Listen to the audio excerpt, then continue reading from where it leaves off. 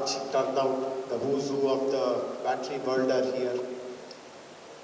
This is also giving us a chance, us meaning the government in Telangana, to showcase what we have created or endeavored to create over the last few years to support battery manufacturing, battery research, and how we have succeeded in some ways, but how many more opportunities are still available for the entire ecosystem here.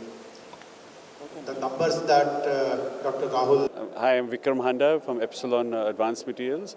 We are an anode and cathode manufacturer in India, with setting up facilities in India, Finland and the US as well. Very excited to be here. So it's a really good platform for everyone to interact and understand how to develop this battery supply chain as partners as well. Thank you. I mean, the event is very, very exciting. I think it's good to see the eco chain getting established in India, and then seeing such a large turnout here in this conference, which I think Rahul mentioned. It's the third one. The two were done in Delhi, and then the turnout continues to improve. And I think the eco chain development in India is very, very important because I think the world has seen what has happened to China. China has the dominance in this industry on the battery overall mineral processing, to start with in India.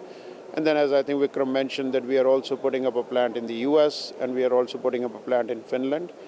But our prime focus is India to supply the local eco chain here. So we are super excited to be here in Hyderabad, the innovation hub for India in state of Telangana, for hosting the here. In fact, tomorrow we are also launching the creation of India Reuse and Recycling Council, because we want to make holders to get involved with India Energy Storage Alliance and make sure that India becomes a global hub for R&D, manufacturing and adoption of advanced energy storage technologies for stationary, e-mobility as well as green hydrogen applications by 2030. Thank you.